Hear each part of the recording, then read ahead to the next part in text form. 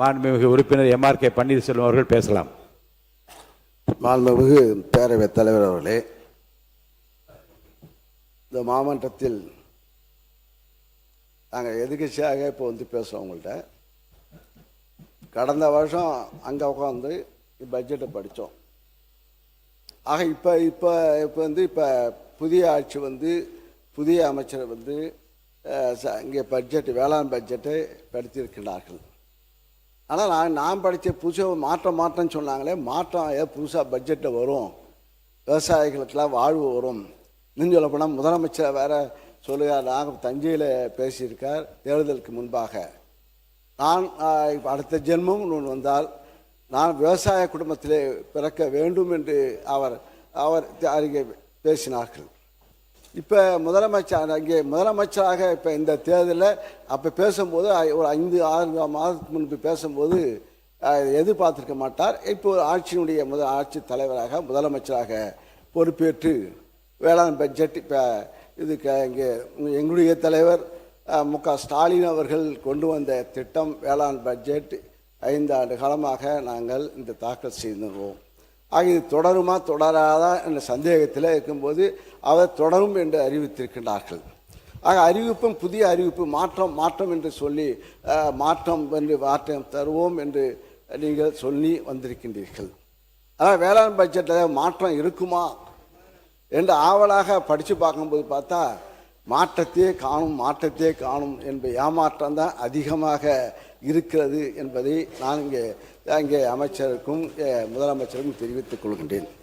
இப்போது இந்த பட்ஜெட்டில் பேசுவதற்கு நான் இங்கே 7வது முறையாக இங்கே சட்டமன்றத்தில் கலந்து கொண்டு பேசுவதற்கு வாய்ப்பை தந்த எங்களுடைய தலைவர் முன்னாள் முதலமைச்சர் அண்ணன் தளபதி ஸ்டாலின் அவர்களுக்கு நான் நன்றியை தெரிவித்துக் கொள்கிறேன்.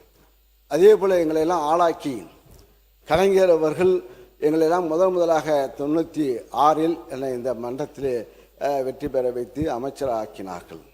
அவர் காலத்திலே கொள்கை இன்னும் சொல்லப்போனால் முதலமைச்சரோட அன்றைக்கி ஒரு வார்த்தை சொன்னார். எங்களுக்கெல்லாம் வருத்தம், அரசியல் கட்சி நீங்களாம் பேப்பரை படிக்கலையா? ஆக இது பேசிய இயக்கம், இது திராவிட இயக்கங்கள் பேசிய இயக்கம். பேசி கொள்கையை பேசி அங்கே ஆட்சியை பிடித்தவர்கள், மக்களுடைய மனதை தொட்டவர்கள், மக்கள் மனதிலிருந்து நாங்கள் வந்தவர்கள். அத்தகைய உணர்வுள்ளவர்கள் இங்கே திராவிட இயக்கத்தை சார்ந்த நாங்களாம் தான் சரி. அதிமுக இப்போ இங்கே நாங்களும் புற சொல்லி இன்னும் சொல்ல போனால் காலையில் இங்கே நாங்களாம் அமைச்சராக இருக்கும்போது இப்பயும் சரி, கலைஞராக இருக்கும்போது சரி, மு.க. ஸ்டாலின் இருந்தப்போ எங்களுக்கெல்லாம் மந்திரிக்கெல்லாம் ஒரு பதப்பதப்பு இருக்கும். காலையிலே 5-6 மணிக்கெல்லாம் போகணும். காலையில் 6 மணிக்கு 7 மணிக்கு இல்லை 8 மணிக்கு வந்தால் தான் தாண்டினாதான் எங்களுக்கு நிம்மதியாக இருக்கும். ஏன்னா பேப்பரில் காலையிட்டு கலைஞராலும் சரி, எங்களுடைய முதலமைச்சர் அந்த இங்கே முதல்வராக இருந்தாலும் சரி, அவரை செய்தித்தாளை பார்த்துவிட்டு தொலைக்காட்சியை பார்த்துவிட்டு அந்தந்த துறையினுடைய அதிகாரிகளுக்கு நேரடியாக அவர் எங்களுடைய முதல்வராக இருந்த அண்ணன் தளபதி அவர்கள் பேசுவார்கள். அந்த துறை அமைச்சரை தொடர்பு கொண்டு இந்த இடத்துல இந்த பிரச்சனை, கலெக்டர்களுக்கும் டென்ஷன். ஆக நாங்கள் டென்ஷன்லேயே 5 ஆண்டு காலம் இருந்தோம். 5 ஆண்டு காலம் இருந்தாலும் 5 ஆண்டு காலம் டென்ஷனாக நாங்கள் மக்களுடைய பிரச்சனை. ஆக நீங்களாம் ரிலாக்ஸாக இருக்கீங்க, அதான் ஆச்சரியமாக இருக்குது. எங்களுக்கு ரிலாக்ஸாக இருக்கீங்க, நீங்களாம் ரிலாக்ஸாக இருக்கீங்க. நாங்களாம் டென்ஷனாக இருந்தால் இந்த IAS இருக்கின்ற மேடையில் இருக்கின்ற இங்கே மக்கள் இருக்கின்ற அதிகாரிகள்லாம் டென்ஷனாக இருப்பாங்க. மாண்புமிகு நீர்வளத்துறை அமைச்சர் அவர்கள். மாண்புமிகு பேரவைத் தலைவர்களே, உறுப்பினர் சொன்னார், இன்னைக்கு காலையில் நேற்று நைட்டும் சரி இன்னைக்கு காலையிலையும் சரி முதலமைச்சர் மாண்புமிகு முதலமைச்சர் இன்னைக்கு ஒரு சின்ன வாய்க்கா பிரச்சனை கூட ஃபோனு அடித்து அதை உடனே சரி செஞ்சாச்சான்னு கேட்கக்கூடிய ஒரு முதலமைச்சராக தான் இருக்கிறார். உங்களோட நீங்களாவது 5 வருஷம் டென்ஷன், நாங்கள் தினந்தோறும் டென்ஷனில் இருக்கிறோம். எதுலையோ எந்த ஒரு சின்ன விஷயமா இருந்தாலும் எங்களுக்கு அப்படி ஒரு பயம் இருக்குது. மாண்புமிகு அமைச்சர் பிஸியாக தான் இருக்கார். அவர் பிஸியாக இருக்கார். ஏன்னா எல்லா கட்சியும் தொண்டார் அவர் பார்த்து புதுசாக வந்த இயக்கம். நாங்கள் 96 நாங்களாம் மந்திரியாகும் போது எங்களுக்கு அதே போல் தான் இளைஞர்களும் எங்களை கேட்பார்கள்.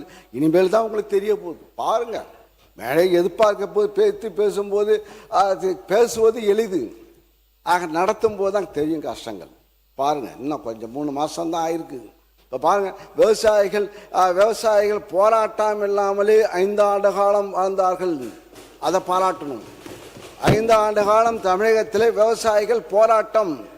நானும் முதலாக தஞ்சையில் போய் விவசாய கருத்து கேட்பு கூட்டத்தை நடத்தும் போது எப்படி வெடித்தது, அதை தாங்கி ஒன்னொன்னாக இன்னும் சொல்ல போனால் இங்கே இருக்கின்ற அமைச்சர் பெருமக்கள், நேரு பெரிய விவசாயி, மாடெல்லாம் வளர்க்குறாரு, மாடு கிட்டத்தட்ட 1000 மாடு வளர்க்குறாரு, விவசாயம் 1000 ஏக்கர், வாழை தென்னை மரம், இப்போ எல்லாம் நெல். அதே போல் வேலு அவர்கள் டிராக்டர் ஓட்டுவார், புதிய அண்டை வெட்டுவார், வயலில் அண்டை வெட்டுவார். நீங்க செங்கோட்டையனு மாண்பு பேரவைத் தலைவர் அவர்களே, மாண்பு உறுப்பினர்களை சிக்கலுக்கு விட்டு விடக்கூடாது. ஏனென்றால் சீலிங் இருக்கிறது, அதில் மாட்டி விடக்கூடாது.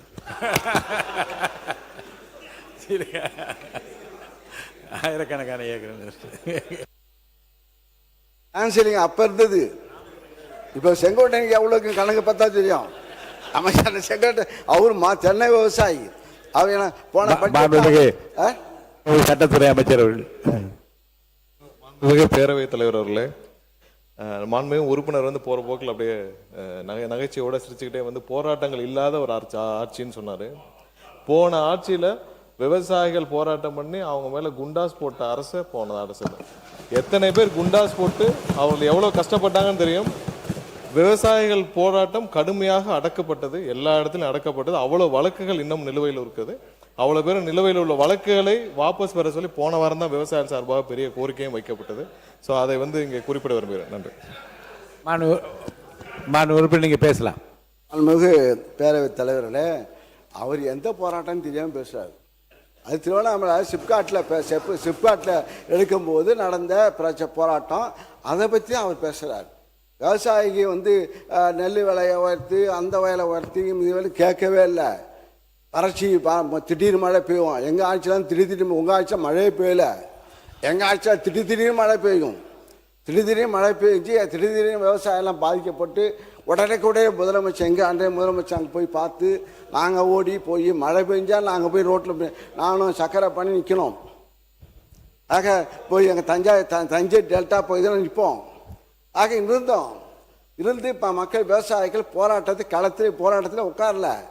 பச்சை துண்டுடைய அதிகம் எங்களுடைய ஆட்சி தான். பச்சை துண்டு அதிகமாக வளர்ந்தது. விவசாயிகள் சங்கம் நிமிர்ந்து நடந்தார்கள். ஆனால் இப்போ வந்து விவசாயிகள் ஆட்சி பொறுப்பேற்றால் நீங்கள் சொன்னிதான். ஏன்னா முதலமைச்சர் சொன்னார்ல, நாங்கள் ஆட்சிக்கு வந்தால் நான் விவசாய வீட்டு பிள்ளையாக பிறப்பேன்னு சொன்னார்ல, அது மக்கள் மனசில் இருந்துருக்கு. அதனால தான் மாற்றத்தை ஏற்பட்டு, சரி இவங்க தான் கொடுத்தாங்க, எடப்பாடி தான் கொடுத்தாரு, இந்த ஆட்சி வந்து ஒரு புது ஆட்சி வந்தால் எதாவது அள்ளி கொடுப்பாங்கன்னு பார்த்தா இப்போ கிள்ளி கொடுத்துருக்கார் நெல். நாங்கள் 2550 ரூபா கொடுத்தோம் நெல்லுக்கு விலை, இப்போ 2750 ரூபா கொடுத்தாங்க, 200 ரூபா ஏற்றி கொடுத்துருக்காங்க. நீங்கள் சொல்கிறோம்.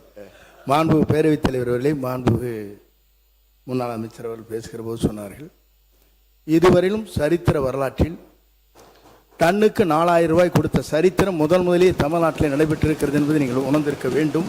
அது முதலமைச்சர் போர் அறிவித்திருக்கிறார். நெல் விலையும் அதே நேரத்தில் உயர்த்தியிருக்கிறார். உங்களை காட்டிலும் 2 மடங்கு உயர்த்தியிருக்கிறார்கள். ஆகவே ஒரு வரலாற்றை இன்றைக்கு தமிழ்நாட்டில் படைத்திருக்கிற ஒரு முதலமைச்சராக, விவசாயியை வாழ வைக்கிற முதலமைச்சராக இன்று இருக்கிறார் என்பதை நாடு அறிந்து கொண்டிருக்கிறது. உங்களுக்கு தெரியவில்லை என்பதுதான் வேதனையாக இருக்கிறது. பேரவைத் தலைவர்களே, நாங்கள் இப்போ நாங்களும் கடந்த இதே இடத்துல தான் உட்காந்து சொன்னேன்.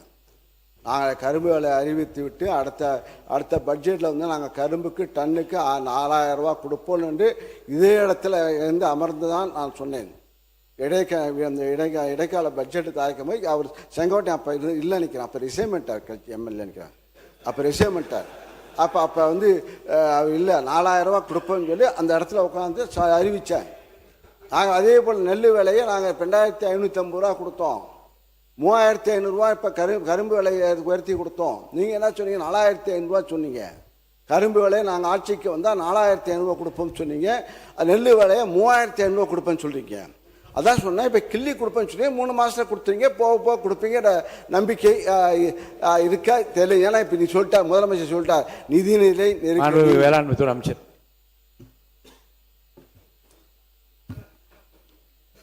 இருந்தாலும் புள்ளி ஓரமாக சொல்லணும். மாண்புமிகு பேரவைத் தலைவர் அவர்களே, கடந்த ஆட்சியில் நெல்லுக்கு 2500 ரூபாயும் கரும்பிற்கு 3500 ரூபாயும் உயர்த்தி தருவதாக அவர்களின் தேர்தல் அறிக்கையில் தெரிவித்திருந்தார்கள். எனினும் கடந்த 5 ஆண்டுகால ஆட்சியில் நெல் மற்றும் கரும்பிற்கான ஊக்கத்தொகையினை அவர்கள் தேர்தல் அறிக்கையில் தெரிவித்தவர் ஒரே ஆண்டில் மட்டும் அவங்க உயர்த்தவே இல்லை. நெல்லுக்கான ஊக்கத்தொகை சாதாரண ரக நெல்லை பொறுத்தவரை 2021-22 ஆண்டில் ஒன்றிய அரசால் அறிவிக்கப்பட்ட குறைந்தபட்ச ஆதரவு விலையான 1940 ரூபாயுடன் ஊக்கத்தொகையாக குண்டால் ஒன்றுக்கு 75 ரூபாய் அறிவித்து மொத்தம் 2015 ரூபாய் வழங்கினார்கள். அதே 2022-23 ஆண்டில் ஊக்கத்தொகை எதுவுமே அவங்க உயர்த்தவும் இல்லை. அதே மாதிரி 2023-24 ஆண்டில் ஊக்கத்தொகையாக குண்டால் ஒன்றுக்கு 7 ரூபாய் மட்டும் உயர்த்தி 82 ரூபாயை ஊக்கத்தொகையா வழங்கினார்கள். அதே மாதிரி 2024-25 ஆண்டில் ஊக்கத்தொகையாக குண்டால் ஒன்றுக்கு 23 ரூபாயை உயர்த்தி 105 ரூபாயை ஊக்கத்தொகையா வழங்கினார்கள். 2025-26 ஆண்டில் ஊக்கத்தொகையாக குண்டால் ஒன்றுக்கு 26 ரூபாய் உயர்த்தி 131 ரூபாயாக ஊக்கத்தொகை வழங்கப்பட்டது. ஆனால் இந்த அரசு நம்ம மாண்புமிகு முதலமைச்சர் தலைமையில் பொறுப்பேற்ற நாள் முதல் இந்த 3 மாதத்தில் சாதாரண ரெல் நகை குண்டால் ஒன்றுக்கு 28 ரூபாய் கூடுதலாக உயர்த்தி ஊக்கத்தொகையை 159 ரூபாயை உயர்த்தியுள்ளோம். இதன் மூலம் விவசாயிகள் ஒரு குண்டால் ஒன்றுக்கு சாதாரண ரக நெல்லுக்கு ரூபாய் 2500 ரூபாய் இப்ப பெறுவார்கள். சன்ன ரக நெல்லை பொறுத்தவரை 2021-22 ஆண்டில் ஒன்றிய அரசால் அறிவிக்கப்பட்ட குறைந்தபட்ச ஆதரவு விலையான 1960 ரூபாயுடன் ஊக்கத்தொகையாக குண்டால் ஒன்றுக்கு 100 ரூபாய் அறிவித்து மொத்தம் 2600 ரூபாய் வழங்கினார்கள். இதே போல 2022-23 ஆண்டில் எந்த ஒரு ஊக்கத்தொகையும் அவர்கள் ஆட்சி காலத்தில் உயர்த்தவில்லை. அதே மாதிரி பாத்தீங்கன்னா 2023-24 ஆண்டில் ஊக்கத்தொகையாக குண்டால் ஒன்றுக்கு 7 ரூபாய் உயர்த்தி 107 ரூபாயாக ஊக்கத்தொகையை வழங்கினார்கள்.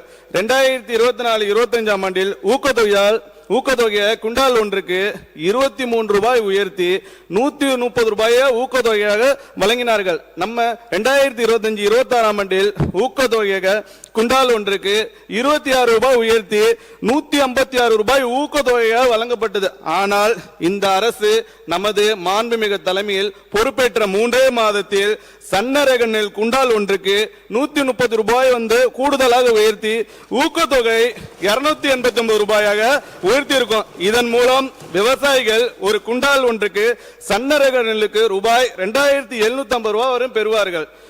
அதே மாதிரி கரும்பை பத்தி சொன்னாங்க. மாண்புமிகு பேரவைத் தலைவர்களே, கரும்பிற்கான ஊக்கத்தொகை கடந்த அவங்க ஆட்சி காலத்தில் 2021-22 அரவை பருவத்திற்கு ஒன்றிய அரசால் அறிவிக்கப்பட்ட நியாயமான மற்றும் ஆதார விலையாக மெட்ரிக் டன் ஒன்றுக்கு 2755 ரூபாயுடன் சிறப்பு ஊக்கத்தொகை 135 ரூபாய் அறிவித்து மொத்தம் 2950 ரூபாய் அவர்கள் ஆட்சி காலத்தில் வழங்கினார்கள். 2022-23 ஆண்டில் அரவை பருவத்தில் ஊக்கத்தொகை எதுவுமே உயர்த்தவில்லை. அதே மாதிரி 2023-24 ஆண்டில் அரவை பருவத்தில் பார்த்தீங்கன்னா ஊக்கத்தொகையாக குண்டால் ஒன்றுக்கு 20 ரூபாய் மட்டும் உயர்த்தி 215 ரூபாயை ஊக்கத்தொகையை வழங்கினார்கள். அதே காலகட்டம் 2024-25 ஆண்டில் பார்த்தீங்கன்னா அரவை பருவத்தில் ஊக்கத்தொகை குண்டால் ஒன்றுக்கு 132 ரூபாய் உயர்த்தி 349 ரூபாயாக ஊக்கத்தொகை வழங்கினார்கள். 2025-26 அரவை பருவத்திற்கு ஒன்றிய அரசால் அறிவிக்கப்பட்ட நியாயமான மற்றும் ஆதாய விலைய மெட்ரிக் டன் ஒன்றுக்கு 3290 ரூபாய் 50 காசுடன் சிறப்பு ஊக்கத்தொகை முதல் ஆண்டிலே கூடுதலாக 360 ரூபாய் 50 காசுடன் சேர்த்து சிறப்பு ஊக்கத்தொகை 709 ரூபாய் 50 காசாக உயர்த்தப்பட்டுள்ளது. இதன் மூலம் விவசாயிகள் டன் ஒன்றுக்கு 4000 ரூபாய் கரும்பு விலையாக பெறுவார்கள். மாண்புமிகு பேரவைத் தலைவர்களே, இதனால் நெல்லுக்கும் கரும்புக்கும் ஒரே ஆண்டில் ஊக்கத்தொகையை தமிழ்நாட்டின் வரலாற்றிலே இந்த அளவுக்கு உயர்த்தியது நம்ம மாண்புமிகு தமிழக முதல்வர் அவர்களின் தாவேக அரசு மட்டும் என்பதை பெருமிதத்துடன் தெரிவித்துக் கொள்கிறேன். மாண்புமிகு உறுப்பினர் நீங்கள் தொடர்ந்து பேசுங்க. மாண்புமிகு பேரவைத் தலைவரே, இதை நாங்கள் தான் கொடுத்துட்டோம். இது ஏன் இவ்வளோ தூரம் படிச்சுக்கிட்டுன்னு நாங்கள் எங்களுடைய தேர்தல் அறிக்கை சொன்னோம். 2500 ரூபா நெல் கொடுப்போம்னு சொன்னோம். கரும்புக்கு 4000 கொடுப்போம் சொன்னோம். அது நாங்கள் எங்களுடைய ஆட்சி முடியும் போது 2555 சன்ன ரகத்தை நாங்கள் உயர்த்தி கொடுத்துருக்கின்றோம். படிப்படியாக கொடுத்தோம். நீங்கள் 3500 சொல்கிறீங்க. இப்போ ஏன்னா இப்போ நீங்கள் சொன்ன வார்த்தையில் தான் இப்போ மக்கள் அதிகமாக நம்பிட்டாங்க விவசாயிகள். ஏன்னா முதல்வர் சொன்னார், நான் வேளாண் அடுத்த ஜென்மம் வந்தால் வேளாண் குடும்பத்தில் நான் பிறக்கணும். ஆக அந்த உணர்வு இருக்கின்ற காரணத்தால் விவசாயியாக பிறக்க வேண்டும் என்று எனக்கு உணர்வு இருக்கின்ற காரணத்தை இப்போ முதலமைச்சரான காரணத்தால் விவசாயிகளாம் நம்பிட்டாங்க. ஏன்னா விவசாயம் நம்பி இப்போ நெல் விலையை ஊற்றி கொடுப்பாங்க, இப்போ கடன் தள்ளுபடின்னு சொன்னாங்க. நாங்கள் கிட்டத்தட்ட இப்போ கலைஞர் தான் முதலாக 7000 கோடி இப்போ 96 7000 கோடி தள்ளி பண்ணார். அப்போ விவசாயிகள் ஒரு பைசாவுக்காக போராடிய விவசாயிகளுக்கு பல குண்டடிப்பட்ட சித்தார்கள். ஆனால் அன்றைய தான் கலைஞர் அவர்கள் முதலமைச்சராக இருக்கும்போது 96 7000 கோடியை ஒரே ஸ்டோக்கில் தள்ளுபடி செய்தார். எங்களுடைய முதலமைச்சர் அவர்கள் இப்போ இங்கே பொறுப்பேற்ற எங்களுடைய முதலமைச்சர் பொறுப்பேற்ற பிறகு 19,600 கோடி 19,600 கோடி தள்ளுபடி செய்தார் 2021. எப்படின்னா 12,000 கோடி இப்போ அங்கே கடன் விவசாய கடன் தள்ளுபடி, அதே போல் இந்த நகை கடனும் தள்ளுபடி சேர்த்து செய்தார்கள். 20,000 கோடி அளவிற்கு அதை தள்ளுபடி செய்த இயக்கம் திராவிட முன்னேற்ற கழகம். எங்களுடைய தலைவர் மு.க. ஸ்டாலின் அவர்கள் தள்ளுபடி செய்தார். கூட்டுறவுத்துறை அமைச்சர் அவர்கள். மாண்புமிகு பேரவைத் தலைவர் அவர்களே, மாண்புமிகு உறுப்பினர் அவர்கள் சொன்னார்கள் முழுமையாக கடன் தள்ளுபடி செய்தது என்று. இந்திய ரிசர்வ் வங்கியின் 28/11/2025 தேதியிட்ட அரசு கடன் தள்ளுபடி திட்டத்துக்கான வழிகாட்டு நெறிமுறைகளின்படி பயிர்க்கடன் தள்ளுபடிக்கான முழு தொகையும் அரசு 45 முதல் 60 நாட்களுக்குள் முழுமையாக செலுத்த வேண்டும் என்ற அடிப்படையில் தமிழ்நாடு முந்தைய அரசுகளால் பல்வேறு காலகட்டங்களில் அறிவிக்கப்பட்ட தள்ளுபடி திட்டங்களில் கூட்டுறவு நிறுவனங்களுக்கு அரசிடமிருந்து வரவேண்டிய நிலுவைத் தொகை 2006 பயிர்க்கடன் தள்ளுபடிக்கான வட்டி நிலுவைத் தொகை 158 கோடி, 2016 பயிர்க்கடன் தள்ளுபடிக்கான நிலுவை 73 கோடி, 2021 புது நகைக்கடன் தள்ளுபடிக்கான வட்டி நிலுவை 353 கோடி. ஆக மொத்தம் 585 கோடி ரூபாய் நிலுவையில் உள்ளது. இந்த இக்கட்டான சூழ்நிலையில் கூட்டுறவு வங்கிகளில் 1/5/2025 முதல் 28/2/2026 பயிர்க்கடன் தள்ளுபடி 14.43 லட்சம் விவசாயிகளுக்கு சுமார் 6,000 கோடி வரை நமது மாண்புமிகு முதலமைச்சர் அவர்கள் தள்ளுபடி செய்துள்ளார் என்பதை இந்த நேரத்தில் மாண்புமிகு பேரவைத் தலைவர் வாயிலாக தெரிவித்துக் கொள்கின்றேன். மாண்புமிகு உறுப்பினர். மாண்புமிகு பேரவைத் தலைவர்களே, இதெல்லாம் தெரிஞ்சுதான் தேர்தல் அறிக்கை தயார் பண்ணணும். ஆர்பிஐ நீங்கள் பணம் இப்போ தள்ளுபடி சொல்கிற 6,000 கோடியை 3 மாதத்தை நீங்கள் கட்டி ஆகணும். திரும்பி ஆர்பிஐ கட்டி ஆகணும். இப்போ 20,000 கோடி இப்போ வாங்கிய கடனை தள்ளுபடி செய்கிறேன்னு சொல்லி தான் நீங்கள் வாக்குறுதி அளித்தீங்க. மாண்புமிகு உறுப்பினர் கொஞ்சம் என்ன பார்த்து பேசுங்க, என்ன பார்த்து சொல்லுங்க. சரி, அதனால் இப்போ தள்ளுபடி இப்போ சொல்கிறது இப்போ அது நல்லதில்லை. ஏன்னா இப்போ மாற்றத்துக்கு நல்லதில்லை. ஏன்னா இப்போ இது தான் தெரிஞ்சுதான் நாங்கள் தேர்தல் அறிக்கை விவசாய கடனை தள்ளுபடி செய்யணும்னு சொல்லவே இல்லை. நாங்கள் நீங்கள் சொன்னீங்க, நீங்கள் இல்லைன்னு சொல்றீங்க, கூடுதலாக சொன்னீங்க. நாங்கள் முழுமையாக 5 ஆண்டுக்கு 5 ஏக்கரை வரை நாங்கள் முழுமையாக தள்ளுபடி செய்வோம். அவன் இப்போ ஒரு ஏக்கருக்கு 50 லட்சம் 50,000 1 லட்சம் வாங்கிட்டு இப்போ தள்ளுபடி செய்வாங்கன்னு வச்சுட்டு அவனும் பணம் கட்டலை. இன்னும் சொல்ல போனால் ஒரு விவசாய கூட்டுக்கடன் வாங்கினாங்கன்னா 1 லட்சம் வரை இலவசமாக, ஒரு ஆண்டு 10 மாதத்துக்கு இலவசமாக வட்டியில்லா கடன். அது ஒரு ப்ராப்ளம். அதான் இப்போ விவசாயி கத்துறது. 10 வட்டியில்லா கடனை கலைஞர் தான் கொடுத்தார். 6 மாதம் கலைஞர் முதலமைச்சராகும் போது 6 விவசாயம் வாங்கின கடன் 6 மாதத்திற்கு வட்டியில்லா கடன். எங்களுடைய முதலமைச்சர் பொறுப்பேற்ற பிறகு 1 லட்சம் ஒரு ஆண்டு வரை 6 வட்டியில்லா கடன் வாங்கின 1 லட்சம் கடன் வாங்கினான்னா அவனுக்கு வட்டி கிடையாது. அந்த அந்த ஒரு வருஷம் தாண்டி ஒரு நாள் ஆச்சுன்னா அந்த வட்டி முழுவதும் ஆண்டுக்கு முழுவதும் அந்த 1 லட்சத்துக்கு சேர்க்கப்படும். அந்த பிரச்சனை தான் இப்போ விவசாயிகள் ஏன் கத்துறாங்கன்னா, இப்போ வாங்கின கடன் தள்ளுபடி செய்வாங்க சொல்லி அவங்க விவசாயிகள் வந்து கடன் கட்டாமல் வந்துட்டு இப்போ விவசாயிகளை இப்போ கட்ட லோனும் வாங்க முடியல. விவசாய தமிழை தவறிய கடனை காரணத்தால் விவசாயிகள் கடனும் வாங்க முடியல. ஆக கொடுத்த கடன் முடியல. இப்போ கிட்ட வாங்கின கடனை 21,000 பேர் இப்போ 21,000 கோடி கிட்ட அளவுக்கு நீங்கள் தள்ளுபடி செய்ய வேண்டும். ஆனால் 6,000 கோடி, அந்த 6,000 கோடி தள்ளுபடி பண்ணதுக்கு பல போராட்டம் பண்ணி அது இப்போ ஒரு ஸ்டெப்பு வந்து ஒரு பிட்டு போட்டிங்க 2,500 ரூபா, அப்புறம் 2வது பிட்டு போட்டு இப்போ 50,000 இப்போ 75,000 சொல்லிங்க. 1 லட்சம் வரை கடன் கொடுக்க வேண்டும் என்று சொன்னீர்கள், அது கொடுக்கவில்லை. அது வேற சொல்லிங்க. இப்போ ஆண்டுக்கு நாங்கள் முன்கடனாக இப்போ விவசாயிகளுக்கு ஆண்டுக்கு 15,000 கொடுப்போம் தேர்தல் அறிக்கையில் அறிவித்திருக்கின்றீர்கள். ஆண்டுக்கு விவசாயிகளுக்கு பணம் கொடுப்போம் என்று அது இந்த பட்ஜெட்டை கொடுக்கவே இல்லை.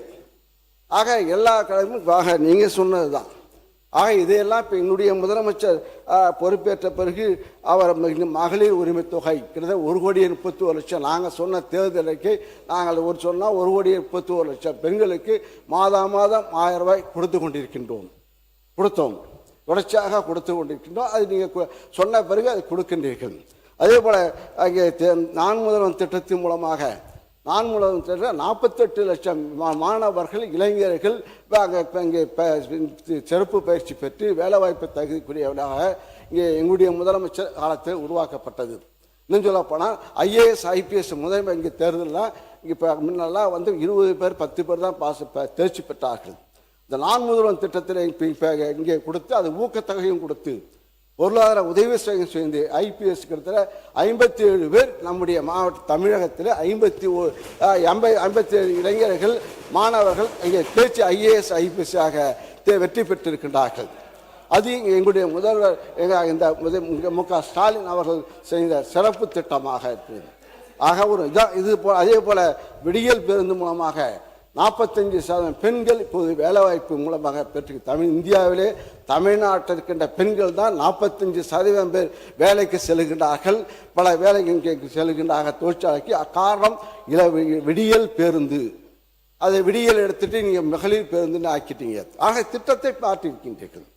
எங்களுடைய எதிர்கட்சி தலைவர் இங்கே உதய ஸ்டாலின் அவர்கள் என்னைக்கு பொறுப்பேற்றாரோ அன்றிலிருந்து இரவு பகலாம மழையா இருந்தாலும் வெள்ளமா இருந்தாலும் மாற்றி இன்னும் சொல்ல போனால் அவருடைய காலத்தில் இங்கே இளைஞர்களுக்கு விளையாட்டு பயிற்சி ஒவ்வொரு ஊராட்சியிலும் விளையாட்டு பொருட்கள் வழங்கப்பட்டு கிரவுண்டு வழங்கப்பட்டு நல்ல ஆரோக்கியமான இளைஞர்களை உருவாக்க வேண்டும், நல்ல இளைஞர்களை உருவாக்க வேண்டும் என்ற நோக்கத்திலே அவர் உழைத்த அவர் ஸ்போர்ட்ஸ் டெவலப்மெண்ட் அந்த டிபார்ட்மெண்ட்டில் அவருக்கு ஊர் பூராக கிராமம் பூராக விளையாட்டு பயிற்சி. அதே போல் வெளிநாடு உலக அளவிலே அங்கே விளையாட்டு போட்டிகள் தமிழ்நாடு நோக்கி வந்த சாதனை புரிந்தவர் எங்களுடைய எதிர்கட்சி தலைவர் இங்கே உதய ஸ்டாலின் அவர்கள். அவர் மகாபலிபுரத்தில் அவர் ஒரு ஈவெண்ட்ஸ் நடத்த உலக அளவு செஸ் போட்டி, அதே போல் சென்னையிலே இங்கே விளையாட்டு போட்டி நடத்தினார்கள். உலக அளவுக்கு கார் ரேஸ், உலக அளவிலே கார் கலந்து கொள்கிறது. ஆக இவ்வளவு சாதனை செய்கின்றோம். ஆக இப்போ விவசாயிகளும் மகிழ்ச்சியாக இருந்தார்கள். 5 ஆண்டு காலத்தில் விவசாயிகளும் மகிழ்ச்சியாக இருந்தார்கள். இங்கே இருக்கின்ற விவசாய பெருங்குடிக்கு சொன்னால் இங்கே முன்னாள் அமைச்சர் OPS அவரும் விவசாயி தான் நினைக்கிற. OS மணி அடிக்கடி சட்டமன்றத்தில் எழுந்துச்சு எங்களுக்கு அந்த பட்ஜெட் காலத்தில் ஆலோசனை கூறுவார்கள். இன்னும் சொல்ல போனால் பாட்டாளி கட்சி நம்முடைய ஐயாவும் சரி, மரியாதைக்குரிய அன்புமணியாவும் சரி நிழல் பட்ஜெட் போடுவாங்க. இந்த சிவகுமாரா அப்போ பட்ஜெட் போனால் இந்த நிழல் பட்ஜெட்டை பார்த்து சார் நான் சொல்லுங்க சார் முடிச்சோம். 40 நிமிஷம் ஆயிடுச்சு. நிழல் பட்ஜெட் போடுவாங்க. அதையெல்லாம் நாங்கள் வாங்கி அதில் உள்ள கருத்துக்களை நாங்கள் கேட்டு இங்கே இருக்கின்ற உங்கள் ஆட்சிக்கு முட்டு கொடுக்கின்ற தலைவர்கள்லாம் இப்போ இங்கே உங்களை பற்றி பேசுகின்றார்கள். அப்பா எங்களெல்லாம் பேச தூக்கி ராஜேஷ் அவர் கருத்துக்கு பாராட்டுவார். ராஜேஷ் எங்களை பாராட்டுவார் வேளாண் பட்ஜெட்டில். அதே சிவகுமாரை பாராட்டுவார், ராமச்சந்திரன் பாராட்டுவார், இங்கே கம்யூனிஸ்ட் மாரிமுத்து, அதே போல் நாகை மாலிக்கு பேசுவார், பாராட்டு பேசுவார்கள். அண்ணன் செங்கோட்டை தான் பேசல. மாண்பு உறுப்பினர் இந்த முட்டு கொடுத்த வார்த்தையை மட்டும் நான் அவைக்குள் நீக்கிறேன். ஏன்னா வாழைக்கு நாங்கள் ஒரு திட்டம் சேர்த்துருக்கீங்க, வாழைக்கு முட்டு கொடுக்க திட்டம் நாங்கள் கொடுத்தோம். அதுக்கு வந்து வாழைக்கு முட்டு கொடுக்க திட்டம் எங்களுக்கு நாங்கள் போடல. அது அந்த இப்போ அந்த திட்டத்தை அறிவிச்சிருக்கீங்க, ஹார்டிகல்ச்சர் டிபார்ட்மெண்ட்டில் கொடுக்குற திட்டம். அதுபோல் இந்த ஆட்சிக்கும் முட்டு கொடுத்துக்கிறார்கள். சொல்லக்கூடாது, திரும்பி ஆட்சி இன்னும் சொல்ல போனா இல்ல அந்த வார்த்தை வேணாம். வேற வார்த்தை உங்களுக்கு தெரிந்தால் வேறு வார்த்தை தெரிந்தால் வேறு வார்த்தை சொல்லுங்க நீங்க. சார் மாண்பு அறநிலையத்துறை அமைச்சர். சார் மாண்புமிகு பேரவை தலைவர் அவர்களே, மாண்புமிகு உறுப்பினர் அவர்கள் வந்து எவ்வளவு அழகாக ஒரு திரைக்கதையை தயார் பண்ணுவாருன்னு நான் இன்னைக்கு தான் தெரிஞ்சுக்கிட்டேன். அழகான திரைக்கதையெல்லாம் பேசிக்கிட்டு இருந்தார். அதுவும் விவசாயிகள் மகிழ்ச்சியாக வாழ்ந்தார்கள் 5 ஆண்டுகளில் போகிற போக்கில் ஒரு திரைக்கதை வசனம் ஒன்று சொன்னார். போன ஆட்சியிலலாம் நீங்கள் பார்த்தீங்கன்னா பல இடங்களில் விவசாயிகள் வந்து 309 கோடிக்கு வந்து நீங்கள் நெல் சேமிப்பு கிடங்குகள் அமைப்பீங்கன்னு சொன்னீங்களே, என்ன ஆச்சுன்னு பல இடங்களில் கேட்டுக்கிட்டு இருந்தாங்க. தஞ்சாவூர்லேயே அண்ணங்கிட்டலாம் கேட்டிருப்பாங்கன்னு நினைக்கிறேன். அப்போ அதெல்லாம் என்ன ஆச்சுன்றதை பற்றி சொல்லலை. வாகன போக்குவரத்து இருக்கு பார்த்தீங்களா, அந்த கொள்முதல் செய்துவிட்டு வாகன போக்குவரத்து செய்யக்கூடிய பல்வேறு முறைகேடுகள் நடந்ததாக விவசாயிகள்லாம் போராட்டம் பண்ணாங்க. அதெல்லாம் அண்ணன் கண்ணுக்கு வரவே இல்லையா என்னன்னு தெரியல. கரும்புக்கு வந்து ஒரு விலை நிர்ணயம் செய்துவிட்டு, கரும்புக்கு ஒரு விலை நிர்ணயம் அரசாங்கம் செஞ்சா அந்த விலைக்கு கீழே இன்னொரு விலையை அதிகாரிகள் நிர்ணயம் செய்து கருது கொள்முதல் செய்ததாகலாம் அன்னைக்கு விவசாயிகள் போராடினாங்க, பிரச்சனை பண்ணாங்க. அதையும் அண்ணன் மறந்துட்டாரு போல. இப்படி ஐயா விவசாயிகள் சொன்னதான் சொல்றேன், இப்படி எல்லாம் நடந்துகிட்டு இருந்துச்சு. இதுல அண்ணா வந்து அழகா சொன்னார், யார் யாரெல்லாம் விவசாயிகள்னு சொன்னாரு. அதுல ஒரு முக்கியமான விவசாயி அண்ணன் மறந்துட்டாரு. எல்லாரும் விவசாயிகள் அண்ணன் ஒவ்வொருத்தரை பத்தியும் சொல்லும் போது ஒரு முக்கியமான விவசாயியை மறந்துட்டாரு. நான் உறுப்பினர் நேற்று நடந்த ஒரு முக்கிய விவாதத்தினுடைய குறிப்புகளெல்லாம் நான் ஆய்வு செய்தேன். அதில் நீக்கப்பட வேண்டிய பகுதிகள் நீங்கள் எது குறித்து நீக்கப்பட வேண்டும் என்று கோரினீர்களோ அதெல்லாம் நீக்கப்பட்டிருக்கிறது என்பதை நான் தெரிவித்துக் கொள்வேன். இன்றும் இப்போது மாண்புமிகு அறநிலையத்துறை அமைச்சர் பேசிய பேச்சுகளில் அவை குறிப்பிலிருந்து நீக்கப்பட வேண்டிய பகுதியில் இருந்தால் மட்டுமே அதை பார்த்து ஆய்வு செய்து நீக்குவேன்.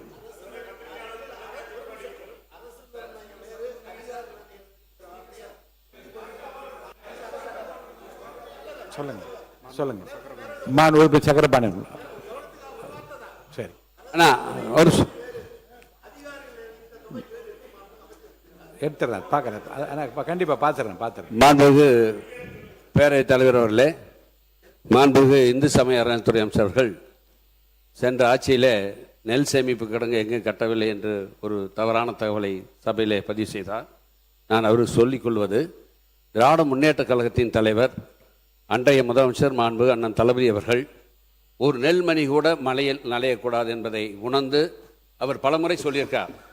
ஒரு முறை தொலைக்காட்சியில் நெல்களெல்லாம் நலைவதை பார்த்துவிட்டு என்னையும் அன்றைக்கு வேளாண் உழவு நலத்துறை அமைச்சர் அவர்களையும் உடனே இல்லத்திற்கு வர சொல்லி, இனிமேல் தமிழ்நாட்டிலே எங்கேயும் நெல் நலையக்கூடாது, நாளைக்கே தலைமைச் செயலாளரை அழைத்து தமிழ்நாடு முழுவதும் இருக்கின்ற மாவட்ட ஆட்சித்தலைவரோடு ஆய்வுக் கூட்டத்தை நடத்துங்கள் என்று சொல்லி, அதன் அடிப்படையிலே திராவிட முன்னேற்ற கழக ஆட்சிக்கு வந்த பின்பு 18 மாவட்டங்களில் சுமார் 54 இடங்களில் 7.33 லட்சம் மெட்ரிக் டன், சுமார் 383 நவீன சேமிப்பு தளங்கள், சுமார் 825 கோடி 79 லட்சம் ரூபாயில அமைக்கப்பட்டு அதில் 331 கோடி அளவிலே 4.03 லட்சம் மெட்ரிக் டன் கொள்ளளவு கொண்ட 253 சேமிப்பு தளங்கள் அன்றைய முதலமைச்சர் அவர்களால் திறந்து பயன்பாட்டுக்கு கொண்டு வரப்பட்டது. அதோட மீதமுள்ள 3.30 லட்சம்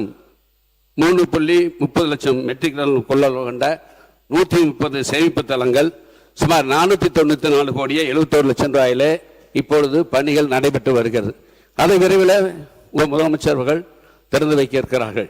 எனவே திராவிட முன்னேற்ற கழக ஆட்சியிலே நெல் சேமிப்பு தளங்கள் நிறைய கட்டப்பட்டிருக்கிறது.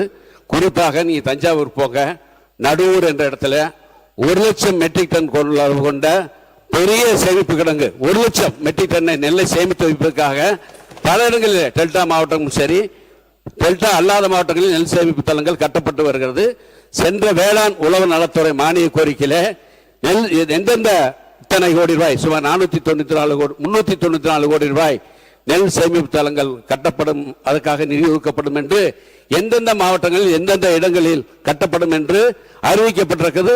அந்த வேளாண் உழவர் நலத்துறை மானிய கோரிக்கை சென்ற ஆண்டு அதை பார்க்க வேண்டும் என்று இந்து சமய அறத்துறை அமைச்சருடைய கவனத்துக்கு கொண்டு வருகிறேன். உறுப்பினர் சுருக்கமாக. மாண்புமிகு பேரவைத் தலைவர்களே, இப்போதான் தெரியுது உங்களுடைய எப்படி பிரச்சாரம் எப்படி பண்ணுறீங்கன்னு. இப்போதான் மாண்புமிகு சாமி அமைச்சர் இந்து சமய அமைச்சர் சாமி அவர்கள் கண்டென்ட் அப்படி கரெக்டாக விடுறாரு. அது உண்மையே பொய்யான்னு தெரியல. ஆனால் இப்படி டெக்னிக்கல் அப்படி இந்த டெக்னிக்கலை வச்சு நீங்கள் அடிச்சுட்டு வந்துருங்க, ரீல்ஸ் விடுறீங்க. ஆனால் நாங்கள் வந்து ரியாலிட்டியாக கொண்டிருக்கின்றோம். அமைச்சர் பேரவைத் தலைவர் அவர்களே, அந்த டெக்னிக்கை இப்போ 10 நிமிஷம் மட்டும் தான் அண்ணன் கிட்ட கத்துக்கிட்டேன். உறுப்பினர் 10:29 நம்ம ஆரம்பிச்சோம். நல்ல சுவையான குறுக்கீடுகளும் தேவையற்ற குறுக்கீடு ரெண்டும் இருந்தது. சுருக்கமா நன்றி கூறி சப்ஜெக்டுக்காக இல்லைங்க. ஆக இப்போ வந்து ஏன்னா வந்து இப்போ சேமிப்பு கிடங்குகளை பொறுத்தவரையில் இப்போ வந்து இன்னைக்கு நேற்றையோட பாட்டாளி மக்கள் கட்சி தலைவி அன்புமணி ராமதாஸ் அவர்கள் அறிக்கை விட்டிருக்கார். 10 லட்சம் காவேரி டெல்டா பகுதியிலே நெல் மூட்டைகள் தேங்கி இருக்கிறது, 10 லட்சம் மூட்டைகள் அங்கே இருக்கிறது, வெகு விரைவில் மழை இருக்கிறது, எல்லாம் ஓப்பன் குடோனில் அடுக்கி இருக்கிறது, அங்கே நெல் ஒவ்வொரு பர்ச்சேஸ் சென்டர்லையும் நெல் இருக்கிறது. ஆக கடந்த ஆட்சியில் அங்கே இருக்கும்போது நானும் சக்கரபாணி அவர்களும் இந்த ஸ்பாட்டுக்கு போனோம். எங்களுடைய துணை முதலமைச்சர் இந்த மரியாதைக்குரிய எதிர்கட்சி தலைவர் அவர் ஆய்வு திடீர் நாங்கள் தஞ்சை சென்று இரவு நாங்கள் அங்கே போய் உடனே கேள்விப்பட்ட மழை அடாத மழை வந்தபோது நாங்கள் வேகனில் அனுப்பி வச்சோம்.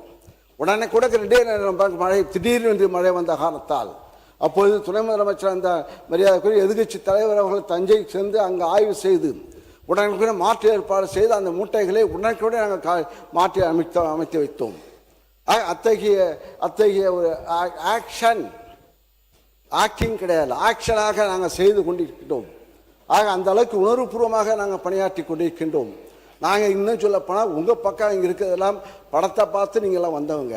நாங்களாம் வந்து கொள்கையுடைய முரசொலி படித்து திறந்துள்ள செய்தியை படித்து பொதுக்கூட்டத்தில் பேசி இந்த பக்கம் உள்ளவங்க அண்ணா திமுக இருந்தாலும் சரி திமுக இருந்தாலும் சரி பேசி நாங்கள் வந்தவர்கள். ஆக அந்த மக்களுடைய தெரியும். அந்த அடிப்படையில் தான் நாங்கள் உணர்வு ஒன்றொன்றாக எங்களுடைய முதலமைச்சராக இந்த தலைவர் ஸ்டாலின் அவர்கள் எங்களை பணியாற்ற வைத்தார்கள்.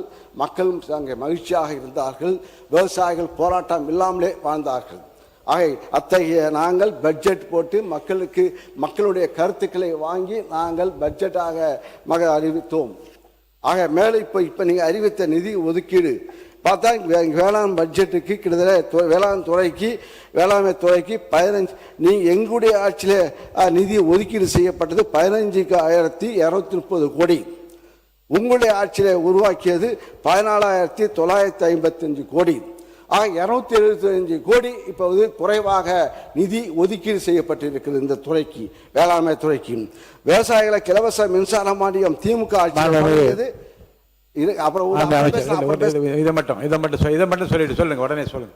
மாண்புமிகு பேரவைத் தலைவர்களே, 2026-27 ஆண்டில் திருந்திய நிதிநிலை அறிக்கையில் வேளாண்மை துறைக்கு என ரூபாய் 14,950 கோடி நிதி ஒதுக்கீடு செய்யப்பட்டுள்ளது.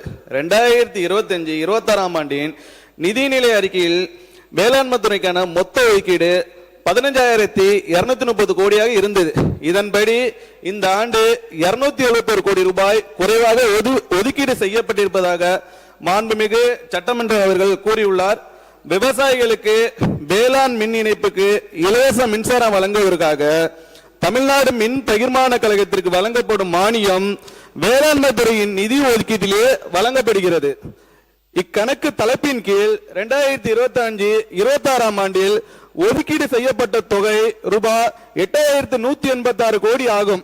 எனினும் ரூபாய் 7,180 கோடி மட்டுமே மானியமாக தமிழ்நாடு மின் பகிர்மான கழகத்திற்கு விடுவிக்கப்பட்டது. இதன் வாயிலாக ரூபாய் 1,006 கோடி தேவையை விட கூடுதலாக ஒதுக்கீடு செய்யப்பட்டிருக்கிறது அறியப்பட்டது. எனவேதான் கடந்த ஆண்டின் செலவான ரூபாய் 7,180 கோடியை அடிப்படையாக கொண்டு இந்த ஆண்டு இலவச மின்சார கட்டண மானியத்திற்கென ரூபாய் 7,432 கோடி ஒதுக்கீடு செய்யப்பட்டுள்ளது. இத்தொகை கடந்த ஆண்டின் செலவை விட ரூபாய் 252 கோடி அதிகமாகும்.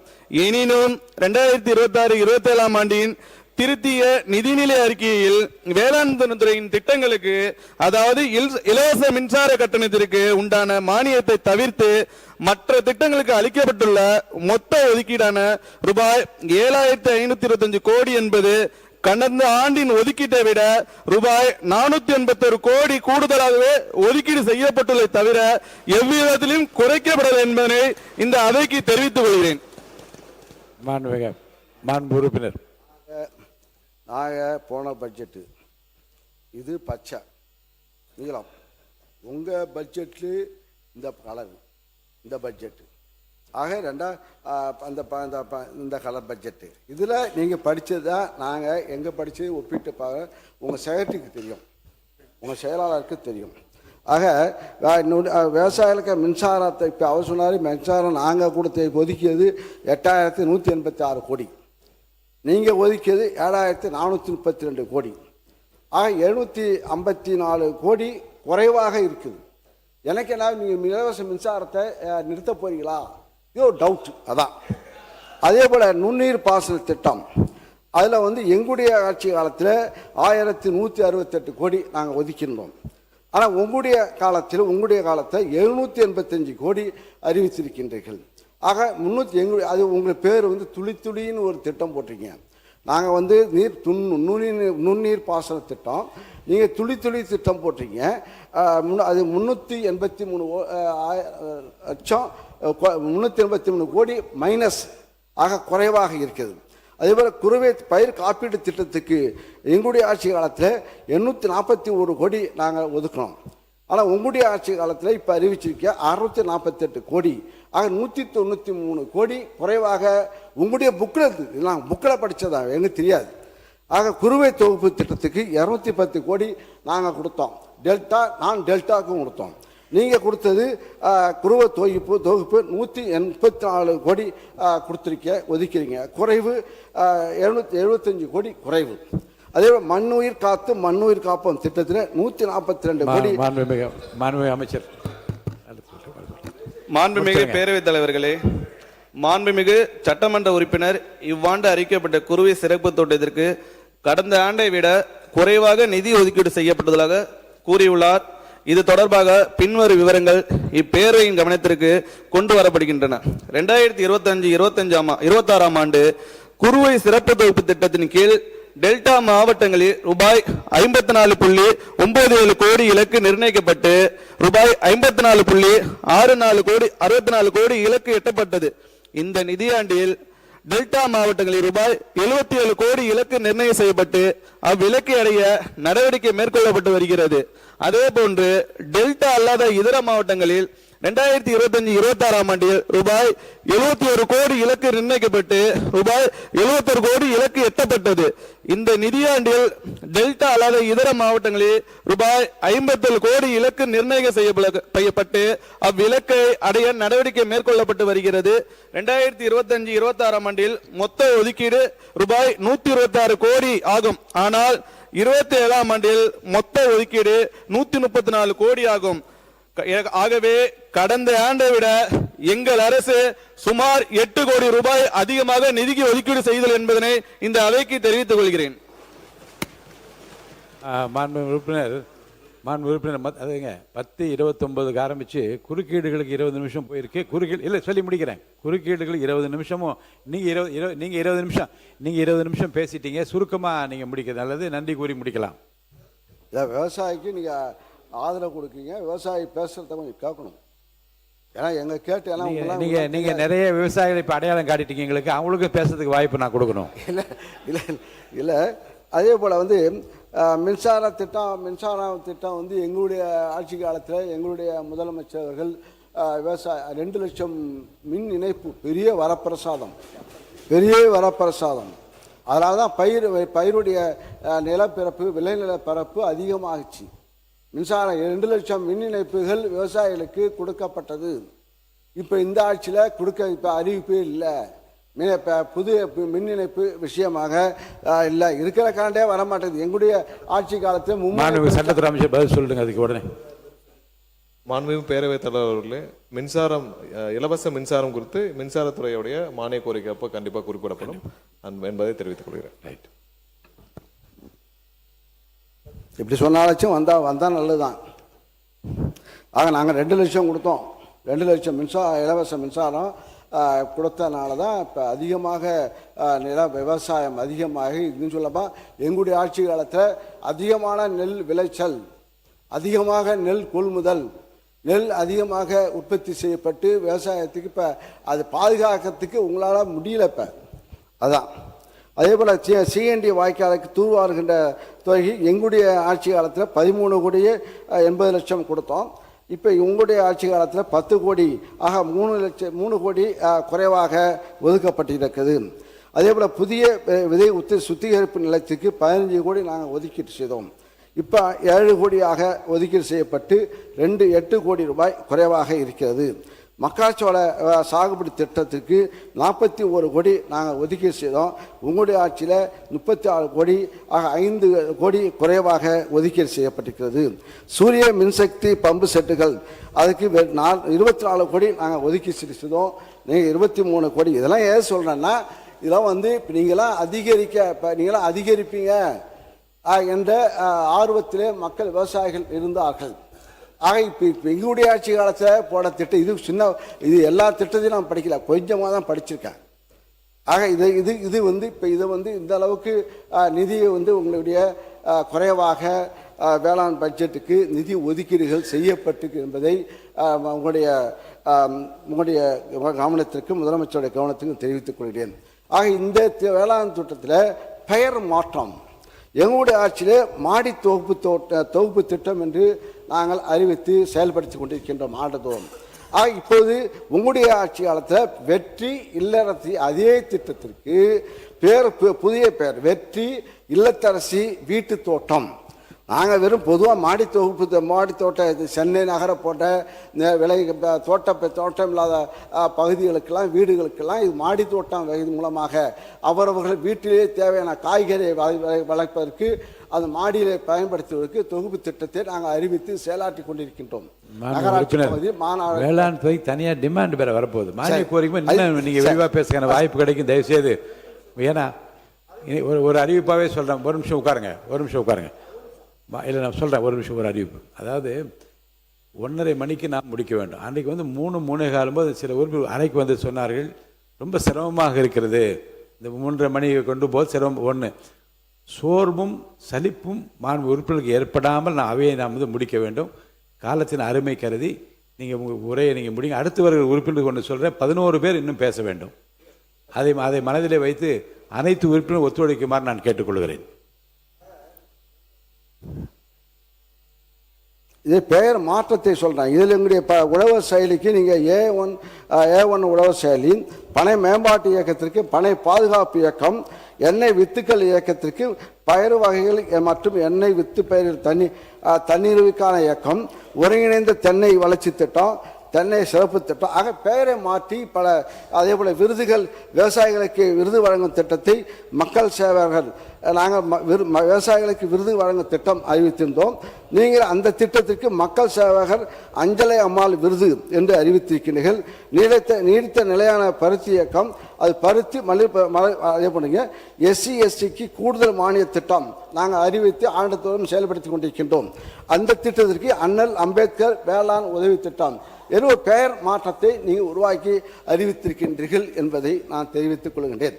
அதே போல் நெல்லுக்கு கரும்பு பறித்து கடன் தள்ளுபடி அது முழுமையாக தள்ளுவீங்க என்று நம்பிக்கை கொண்டு இருக்கின்றோம். விவசாயிகள் நம்பிக்கின்றார்கள். ஆக அதில் காவாசி தான் தள்ளுறீங்க. 3/4 லட்சம் 1 லட்சமாக அறிவிப்பீங்க. 5 லட்சம் வரை இலவசம் தள்ளுபடி செய்ய முடியும் என்றீங்க. அது அறிவிக்கவில்லை. கடன் தள்ளுபடியை பொறுத்த வரைக்கும் நீங்கள் அது ஃபெயிலராக, அவங்களுடைய அறிவிப்பு ஃபெயிலர் என்று நான் சொல்லலாம். அதே போல் அரிசி விலை உயர்வு, அரிசி விலை நாங்கள் எவ்வளோ நெல்லுக்கு விலை உயர்த்தி கொடுத்தாலும் இப்போ நெல் விலை தனியார் நெல் நீங்கள் அறிவித்திருக்கீங்க. ஆனால் அதை விட கூடுதலாக இப்போ தனியார் வியாபாரிகள் நெல்லை வாங்குகிறார்கள். இந்த ஆண்டு டிபிசியில் வந்து நெல் கொள்முதல் செய்வது என்பது கொஞ்சம் கடினம்.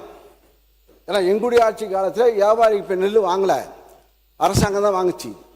ஆனால் இப்போ வந்து நெல் விவசாயிகள் இப்போ வியாபாரிகள் நெல்லை வாங்குகிறார்கள், கூடுதல் விலை கொடுத்து வாங்குகிறார்கள். இப்போ நீங்கள் கொடுத்த அறிவிப்பை விட நெல்லுடைய விலை வெளி மார்க்கெட்டில் வெளியே அதிகமாக வாங்குகிறார்கள். மாண்புமிகு அமைச்சர் தலைவர்களே, நம்ம அம்மான் உறுப்பினர் சொன்ன மாதிரி எக்ஸாம்பிள் நம்மளோட பல மாவட்டங்கள் போனோம்னா நெல் கொள்முதல் கடந்த 5 ஆண்டு காலமாக இருக்கிற எல்லா இடங்களில் போனாலும் டிபிசி சென்டர்ஸ் ஓப்பன் பண்ணுறது கட்சிக்காரில் மட்டும்தான். சில இடங்களில் 40 ரூபா 50 ரூபா 60 ரூபா வாங்குறதா நம்ம முதலமைச்சரில் திருவாரூர் போகும்போது பேசியிருந்தார். இந்த 40 50 60 அவங்க காலத்தில் மட்டும்தான் இதெல்லாம் உருவாக்கப்பட்டது. எங்கெல்லாம் விவசாயம் இருக்காங்களோ அவங்கள்ட்ட மட்டுமே அங்கே டிபிசி ஓப்பன் பண்ணுறதும் அங்கே இருக்கிற ஃபார்மர்கிட்ட காசு வாங்குறதும் நடைமுறையாக இருக்குது. பல இடங்களில் நம்ம வந்து இன்ஸ்பெக்ஷன் போகும்போது கேட்கும்போது சொல்லும்போது விவசாயிகளே டைரெக்டாக கேட்கும்போதும் அவங்க ரெஜிஸ்டர்ஸை வாங்கி எடுத்து அவங்க டைரெக்டாக அவங்கள இன்ஸ்பெக்ஷன் பண்ணும்போது கூட அவங்களே சொன்ன கருத்துக்கள் தான் இது.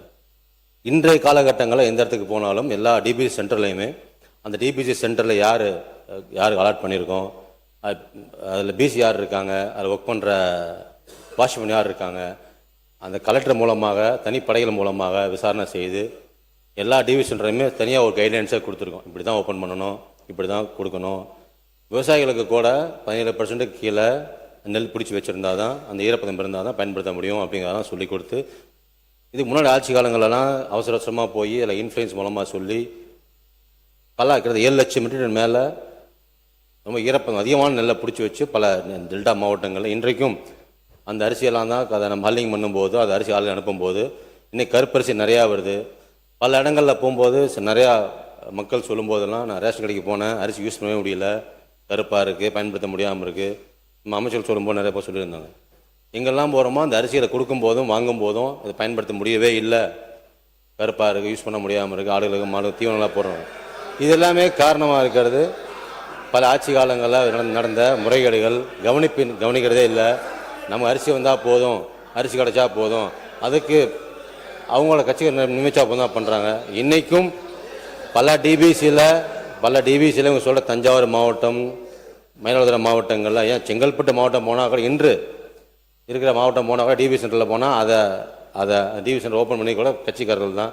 சில டாக்குமெண்ட்லாம் இருக்குது, உங்களுக்கு அது தெரியும்.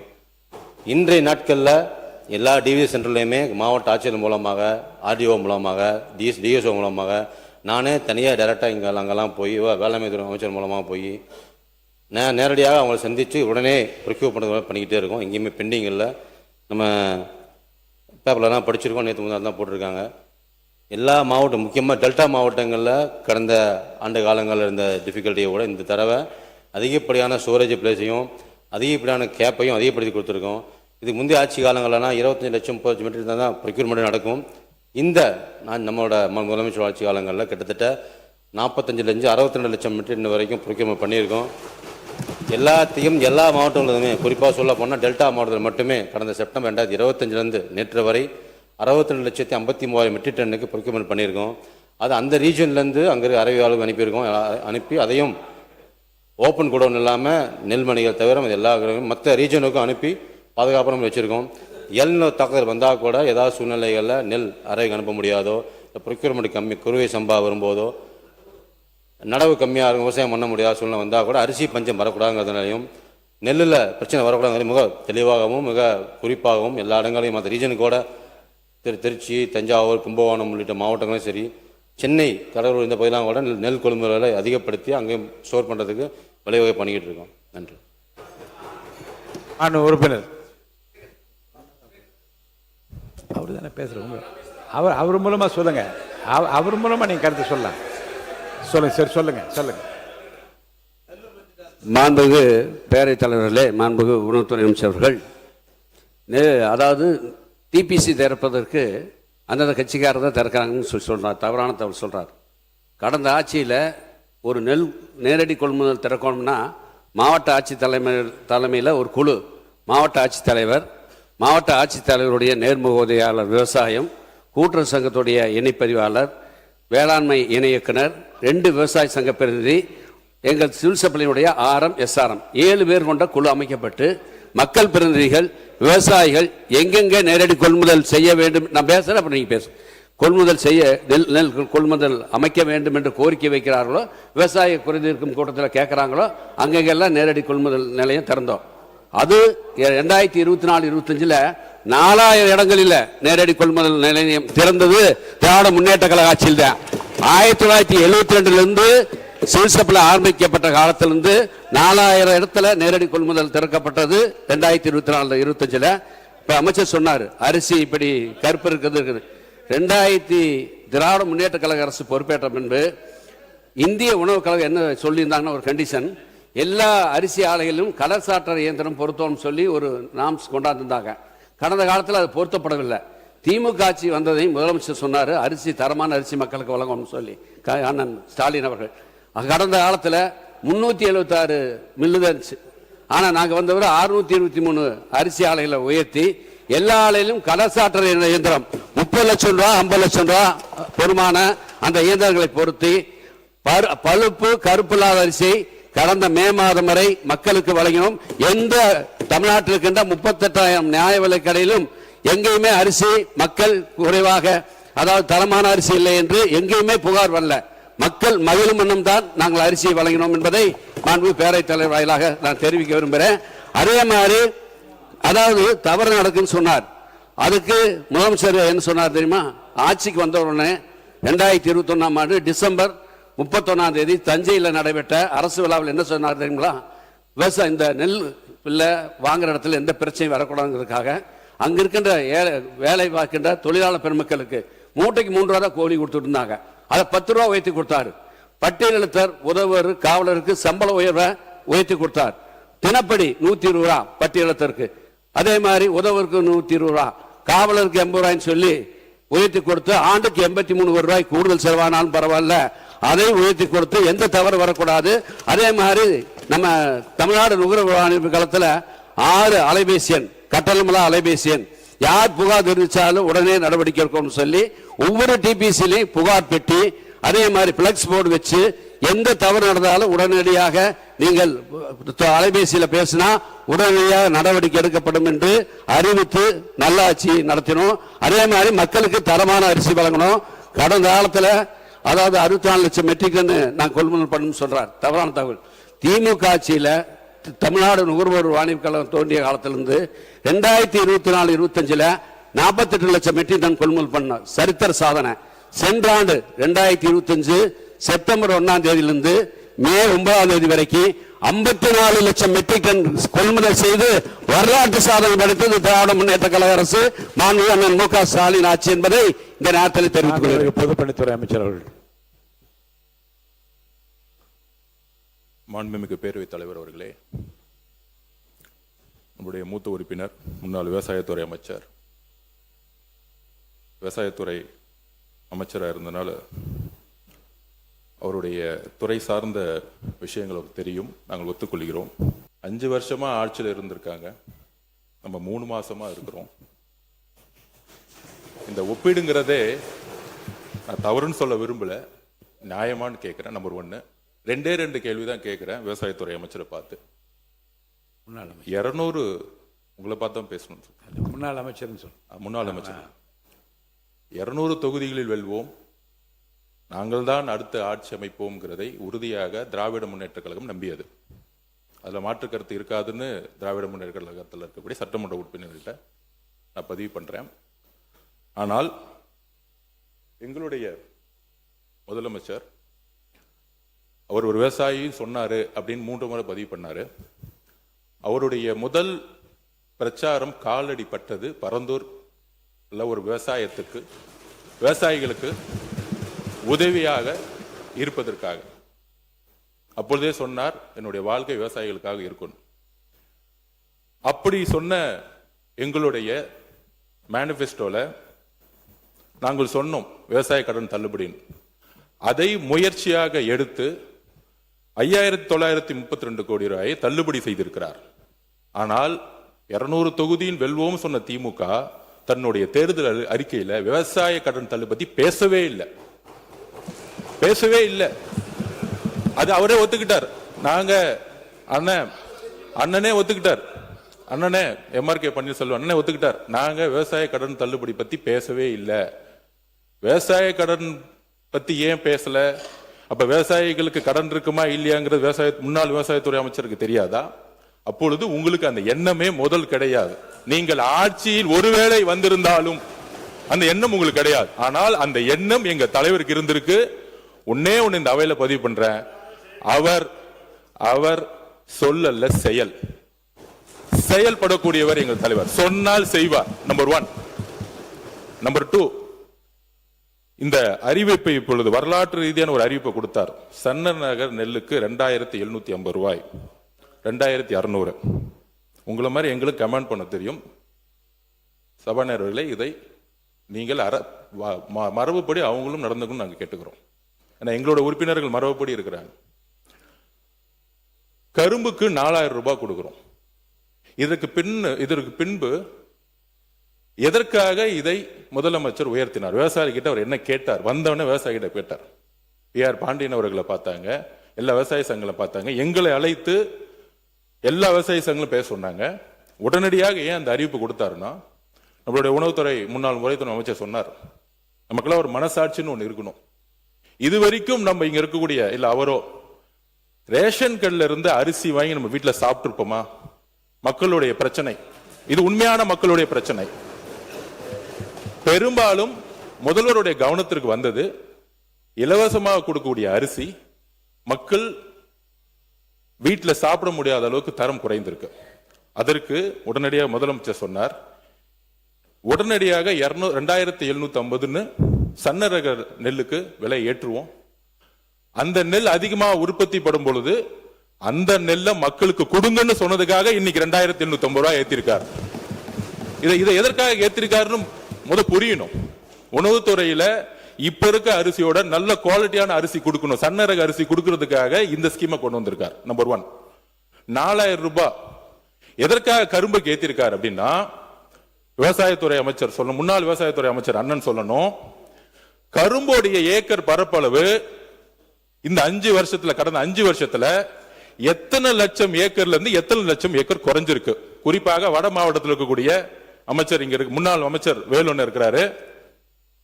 எத்தனை லட்சத்துல இருந்து எத்தனை லட்சம் குறைஞ்சிருக்கு? தரவுகள் தான் ரொம்ப பேசினாரு. அண்ணன் முடிஞ்ச நீங்க தரவு சொல்லுங்க, எங்கிட்ட தகவல்கள் இருக்கு, அவருக்கு வாய்ப்பு கொடுங்க. 100% 30% குறைஞ்சிருக்கு கரும்புடைய சாகுபடி. எல்லா ஃபேக்டரிஸும் மூடி இருக்காங்க.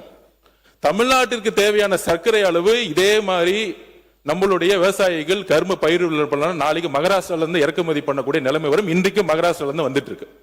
இதற்காக தான் இன்னைக்கு 4000 ரூபாய் இன்றைக்கு விலையை அனௌன்ஸ் பண்ணியிருக்கிறாரு. சோ கரும்போடைய உற்பத்தியே கடந்த 5 வருடத்தில் 70% குறைஞ்சிருக்கு, ஆலைகள் மூடப்பட்டிருக்கு. சோ விவசாயிகள் பயிரை விதைய வாங்குறதுல இருந்து, உரத்தை வாங்குறதுல இருந்து, உரத்தை வாங்கி அறுவடை பண்ணி அதை எடுத்துட்டு போய் கொள்முதல் பண்ணக்கூடிய இடத்துல 40 ரூபாய் வாங்கினதுல இருந்து குறைந்தபட்ச விலை இல்லாமல் இன்னைக்கு விவசாயிகள் கண்ணீரோட தான் இன்றைக்கும் இருந்திருக்கார்கள். உறுதியாக நாங்கள் சொல்றோம், இந்த ஆட்சி 5 வருடம் முன்பு விவசாயிகளோட பொற்கால ஆட்சியாக எங்களுடைய முதலமைச்சர் உருவாக்க சொன்னதை செய்வார். ஏறத்தாழ 1 மணி நேரமாக இந்த விவாதம் நடந்து கொண்டிருக்கிறது. நானும் ஒரு 2 மணித்துளிகள் இதை பற்றி சொல்லுவது பொருத்தம் என்று கருதுகிறேன். ஒரு சுவையான மனதில் நான் என்றும் நினைத்து கொண்டிருக்கிற ஒரு செய்தி. 1984ஆம் ஆண்டு பிப்ரவரி திங்கள் 12ஆம் நாள் புரட்சித் தலைவர் எம்ஜிஆர் அவர்களோடு காரில் பயணித்துக் கொண்டிருக்கிறேன். மேற்கு KK நகர் பக்கம் கார் போகிறது. ஒரு இடத்தில் கூட்டம் நிறைய நின்று கொண்டிருந்தார்கள். என்ன என்று கேட்டால், இதுவும் வில்லிவாக்கம் தொகுதியில் தான் வருகிறது, ரேஷன் கடை என்று நான் சொன்னேன். அப்போ காரை நிறுத்துங்கள் என்று சொன்னார். காரை நிறுத்திவிட்டு இறங்கி அந்த ரேஷன் கடைக்கு செல்கிறார். உடன் செல்கிறேன். அங்கே இருக்கிற ஸ்டூல் தான் இருந்தது. அவரே உட்கார்ந்து கொண்டார். அரிசியை கொண்டு வந்து காட்ட சொன்னார். கையில் வைத்து அரிசியை பார்த்தார். அப்புறம் என்னென்ன பொருள் இருக்குன்னா லைனில் நின்ற மக்களெல்லாம் பார்த்து, ஏன்னா ஒழுங்காக கொடுக்குறாரா, எடை சரியாக இருக்கிறதா என்று அப்படி நின்று பார்த்தவர் அந்த எடைக்கு பக்கம் பின்பக்கம் திரும்பி பார்த்தார். எதற்காக பார்த்தார் என்று உங்களுக்கெல்லாம் தெரியும். அப்புறம் அங்கேருந்து உள்ளே போனார். திரும்ப வந்தார். திரும்ப ஜனலிடம் வந்து கேட்டார், நேரத்துக்கு கடையை திறக்கிறார்களா என்று கேட்டார். அவங்க எல்லாம் வந்து கடைக்காரருக்கு பக்கமாக ஒழுங்காக திறக்கிறார்கள் என்று சொன்னார். சிரித்து கொண்டே காருக்கு வருகிற போது என் கையை பிடி சொன்னார், இது ஒழுங்காக இருக்கிற வரைக்கும் திரும்ப திரும்ப நாம் ஆட்சிக்கு வருவோம் என்று சொன்னார். அதனால நீங்கள் எல்லாம் பேசுகிற போது என் நினைவுகள்லாம் பின்னோக்கி திரும்பி, அதுவும் குறிப்பாக உணவுத்துறை அமைச்சர் ரொம்ப தெளிவாக என்னென்ன மாற்றங்கள்லாம் நடந்து கொண்டிருக்கு என்று சொல்லுகிற போது, மத்திய தொகுப்பில் இருந்து தமிழ்நாட்டுக்கு அரிசி அப்போது குறைக்கப்பட்டது அவருடைய ஆட்சியில். உடனே கடற்கரையில் உண்ணாவிரதம் உட்கார்ந்தார். என்ன சொன்னார் என்றால், மத்திய தொகுப்பிலிருந்து அரிசி குறைக்கப்பட்டால் என்னுடைய ரேஷன் கடைக்கு அரிசி போக முடியாது. அப்போ ரேஷன் கடைக்கு அரிசி போகவில்லை என்றால் மக்கள் பாதிக்கப்படுவார். இன்னும் உண்ணாவிரதம் என்று உட்கார்ந்து விட்டார். அன்றைக்கு மத்திய விவசாயத்துறை அமைச்சராக இருந்த ராவ் பீரேந்திர சிங் அவர்கள் நேரில் இனி அந்த தொகுப்பிலே குறைப்பு என்பது இருக்காது, தமிழ்நாட்டுக்கு உரிய பங்களிப்பு தரப்படும் என்று சொல்லி உண்ணாவிரத்தை முடித்து வைத்தாங்க. இதை எதற்கு சொல்கிறேன் என்றால், உணவு பங்கீட்டு துறையில் அவர்கள் மாண்பு உணவுத்துறை அமைச்சர் சொல்வது உன்னிப்பாக நான் பார்த்து கொண்டே இருந்தேன். ஒரு விஞ்ஞானபூர்வமான ஒரு மாற்றத்தை கொண்டு வர வேண்டும் என்கிற ஆர்வத்தும், அதன் காரணமாக தான் நீங்கள் உங்கள் ஆட்சியில் என்னென்ன செய்தீர்கள் என்பதையெல்லாம் மக்களும் தெரிந்து கொள்ள வேண்டும். அதற்குரிய மாற்றங்களை எப்படியெல்லாம் கொண்டு வந்திருக்கிறார் என்பதை மக்களுக்கு தெரிவதன் மூலமாக ஒரு தரமான அரிசியை மட்டுமல்ல, ஒரு தரமான ஆட்சியை தருவதற்கு என்ன நடந்து கொண்டிருக்கிறது என்பதை மக்களுக்கு தெளிவுபடுத்த வேண்டும் என்பதற்காகத்தான் இதை அனுமதித்துக் கொண்டே இருக்கிறேன். 1 மணி நேரம் ஆகிவிட்டது.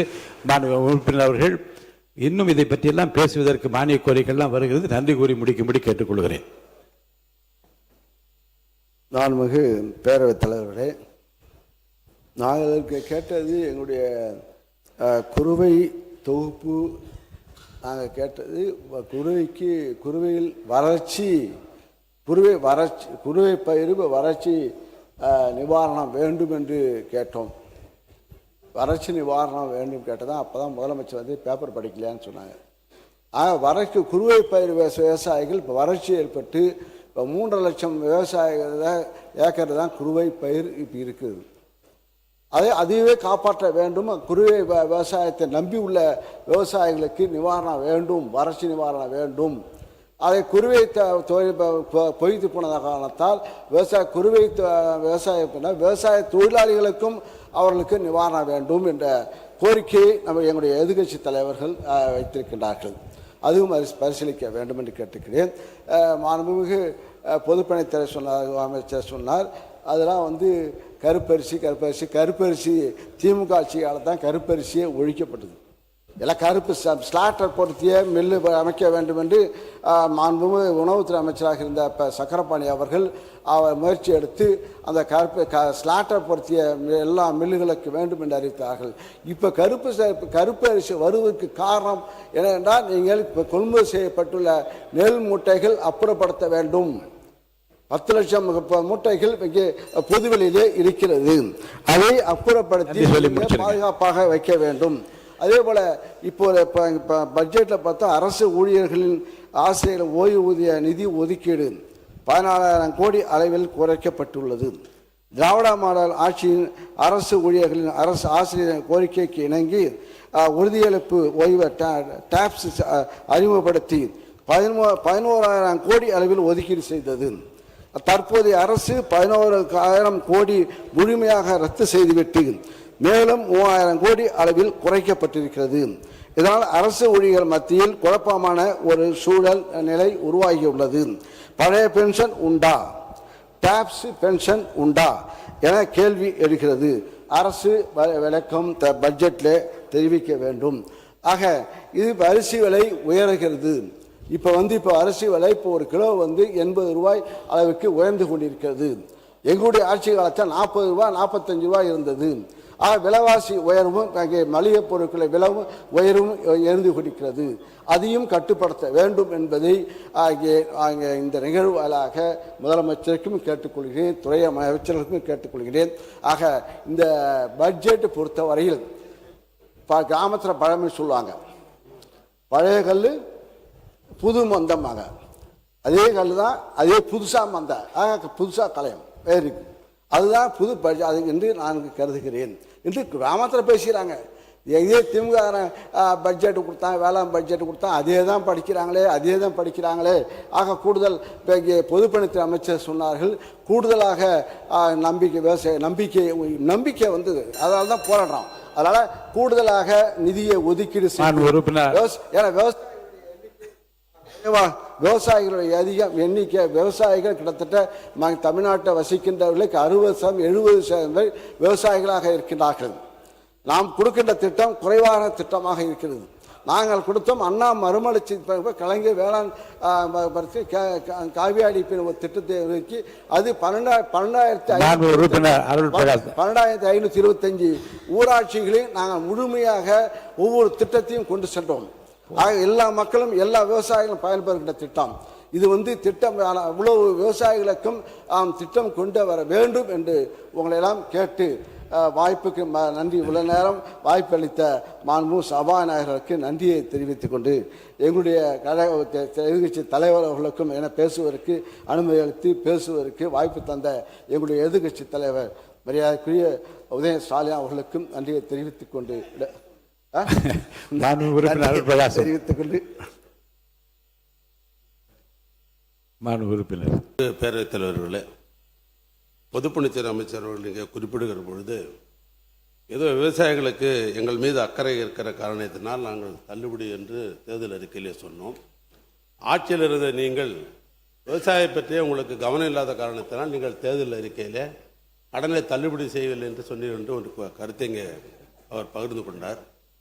ஆட்சியில் நாங்கள் இருந்த காரணத்தினால்தான் நிதித்துறை செயலாளரை கூப்பிட்டு இந்த விவசாயிகளுக்கு முழுமையாக கடன் தள்ளுபடி செய்ய வேண்டும் என்று நாங்கள் சொன்ன பொழுது விவசாயிகளை குறு விவசாயி பெரிய விவசாயி என்று நாம் பிரித்து பார்க்க முடியாது. 2006 அப்பொழுது 7,000 கோடி ரூபாய் இதே மாமன்றத்தில் தள்ளுபடி செய்கிற பொழுது கூட்டுறவு மற்றும் உணவுத்துறை அமைச்சராக இருந்து அந்த தள்ளுபடி செய்து இந்த மாமன்றத்தில் நான் தான் கொண்டு வந்தேன், அந்த தீர்மானத்தை கொண்டு வந்தேன்.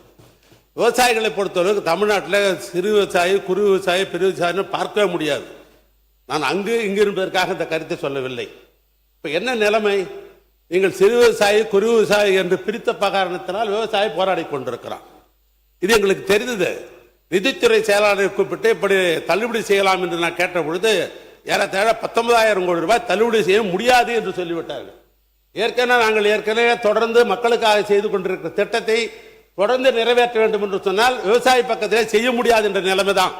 போகிற இடங்கள்லாம் விவசாயிகளிடத்தில் சொன்னார்கள். நாங்களும் வேட்பாளராக நின்றவர்கள் தான். ஒரு விவசாய அந்த கட்சி சொல்லுகிறது, இந்த கட்சி சொல்லுகிறது, நிற்கிற கட்சி எல்லாம் சொல்லுது, நீங்கள் சொல்லவில்லை என்று எங்கள் மீது வருத்தப்பட்டார்கள். இல்லை என்று மறுக்க முடியாது. ஆனால் இங்கே பணம் இருந்தால் தானே, சட்டி இருந்தால் தானே ஆகப்பையில் வரும். ஆக பணம் இல்லை எங்களுக்கு தெரிந்த காரணத்தினால் அந்த நாங்கள் விவசாயி பிரித்து பார்க்கவில்லை. அதனால் நாங்கள் அந்த தேர்தல் அறிக்கை சொல்லவே வேறொன்றும் அல்ல. இன்னொன்று, வடப்பகுதியில் இந்த கரும்பு உற்பத்தி என்பது குறைகிறது என்ற ஒரு கருத்தை சொன்னார். உண்மைதான். நானே ஒரு கரும்பு விவசாயி தான். கள்ளக்குறிச்சி கூட்டுறவு சர்க்கராலே நான் அங்கே அங்கத்தன்றாக இருக்கிறேன். நானும் ஆண்டுக்கு கரும்பு அனுப்பி கொண்டிருந்தோம் தான். நானே இப்போ கரும்பு நான் நிறுத்தி விட்டேன். காரணம் என்னன்னா, கரும்புடைய உற்பத்தி சிலையும் விற்பனை சிலையும் ரெண்டு மேட்ச் ஆக மாட்டேங்குது. நாம் என்னதான் கரும்பு உற்பத்தி செய்து உரம்லாம் வச்சு பார்த்தாலும் கூட அதுவும் விற்பனை விலையும் என்று மேட்ச் ஆக மாட்டேங்குது. ஏன் தனியார் விலையும் சில பேர் மூடிட்டாங்க. என்ன காரணம்?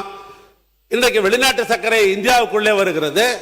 இன்னும் சொல்ல போனா இந்தியாவிலே அதிகமான சர்க்கரை இருப்பது மகாராஷ்டிரா. அங்க அதிக உற்பத்தி இருக்கிறது. அங்க அந்த நிலத்தினுடைய தன்மை சர்க்கரை தன்மை கூடுகிறது. ஆனால் உற்பத்தி அதிகமா இருக்குது. அவனுக்கு கட்டுப்படி ஆகுது. தமிழ்நாட்டில் கட்டுப்படி ஆகல. அந்த அடிப்படையில் தான் இந்த குறைந்து கொண்டிருக்கிறது.